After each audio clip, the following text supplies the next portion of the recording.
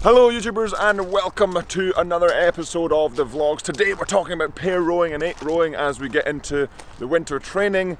We get into bigger boats so we can deal with the worst water. So it's a little bit foggy, but look behind me.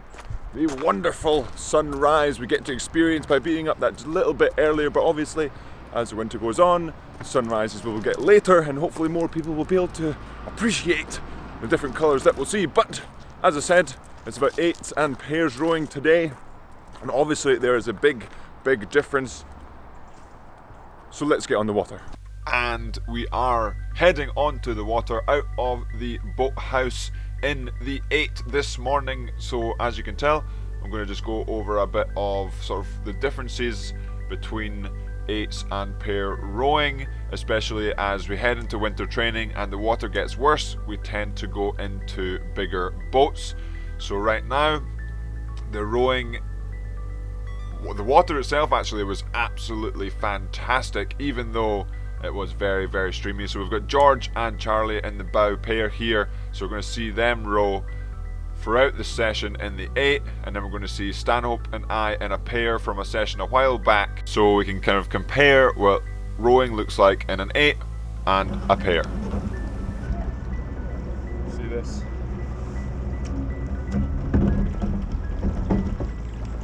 Okay, so now Charlie has that out of his system, we're going to head into the pairs rowing. So as you can see, it's a bit brighter. We're not wearing as much kit, so this is about a month ago with Stanhope and I in the pair, but the same still applies.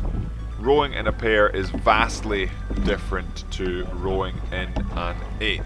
So I want you just now to look at or try and see the speed of the pair just now, and what we're going to do is switch from this angle in the pair to an angle in the 8 to kind of see the differences in speed of the boat. So you can kind of see the water running along the side of the boat to kind of gauge the speeds. And I've tried to pick sessions where in both of them the stream is really quickly. Obviously earlier in the year the water was a bit more calm and it wasn't as high, so it won't be as strong, but I remember in particular this week of sessions the water was really fast.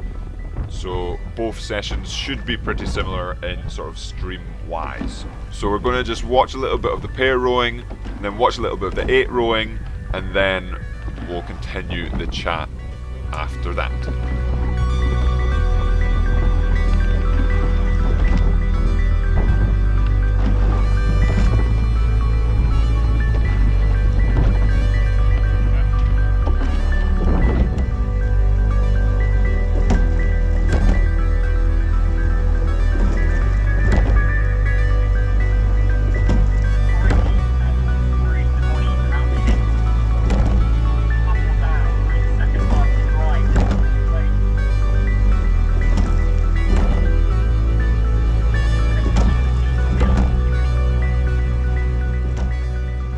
So as you can tell, the boats do run very differently, and I think as you can see, if you look at the bow of the 8 here, and if you look, like I said, at the water flowing under the boat, and even if there's little bits in the water, little sticks or bubbles or whatever flying past the camera, you can see that the 8 is moving faster. So obviously there's 8 people, including the Cox 9.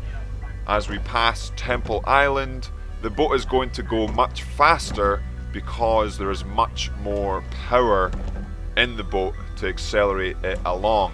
So on this absolutely amazing morning, even though the water is really high, we've managed to find some really flat water and see how the boat is running here. So a huge difference. Obviously 8 versus pair is the speed of the boat itself, and as you also could tell, another big obvious difference between an 8 and a pair is the Cox. So as we switch clips, you could hear the Cox chatting away, and for those of you that don't know, the coxswain sits at the other end of the boat, facing the opposite direction, and steers the boat so round the corners, as we'll see as we go around this bend, via a little bit of a rudder, and also makes calls, whether it's technique calls or different drills we might want to do, and if it's in a race, different race calls as well. So that is a massive difference when you go from an 8 to a pair or vice versa.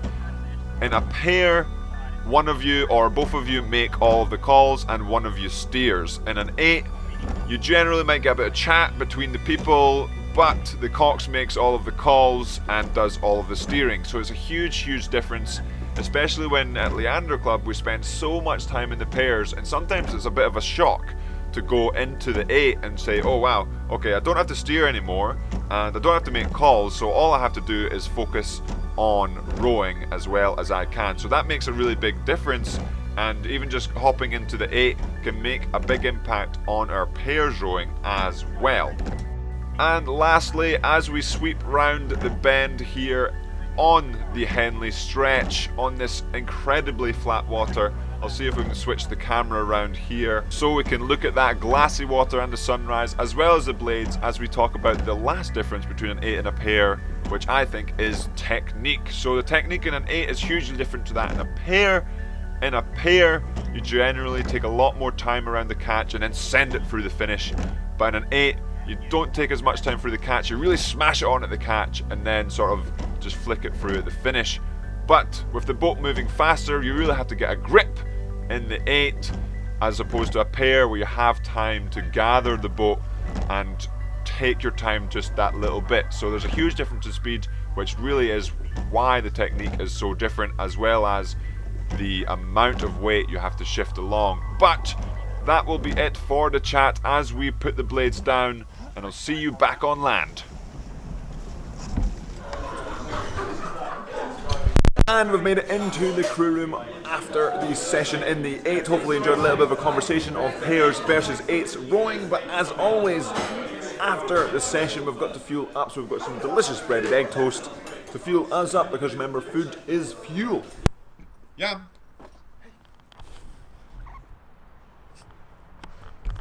And we've made it outside post-fueling up to get some boating or de-rigging of the boats to put them on the trailer, because we're going to Dorney tomorrow to get some better water, because the water out here, like I talked about in the 8 earlier on, is pretty heinous. It's not too bad today. Yesterday it was much swirlier and much higher. It went down a little bit, and we'll see how we get on. Fingers crossed, like I've been having the fingers crossed for the last week or so, about the water, about the rain not falling too heavily and not too much, causing the water to come up. So if you look here,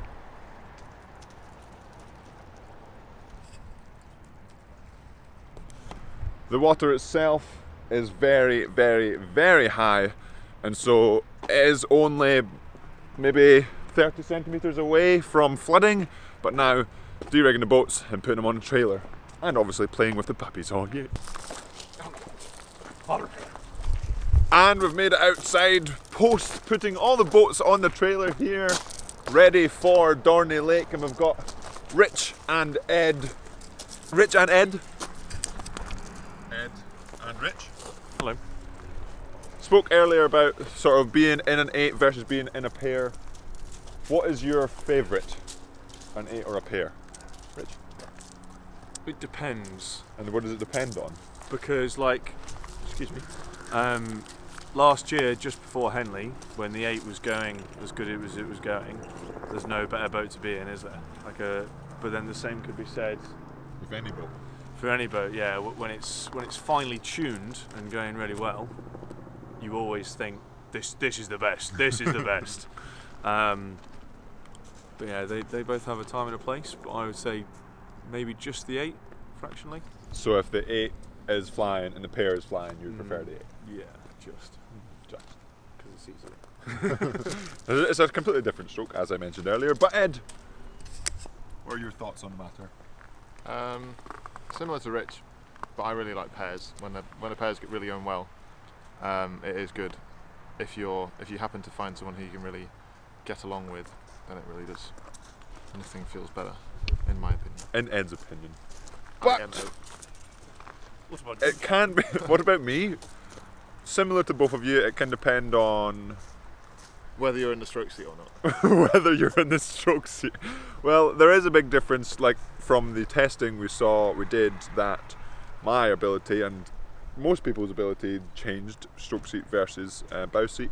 But for me, in the stroke seat, it can vary who's in the bow seat in a pair, because sometimes it can be quite difficult if the person in bow seat isn't following. But then, since the 8 has so many seats, approximately 8 plus the coxswain seat, then depends where you're sitting and can really affect sort of your feel of the boat and your sort of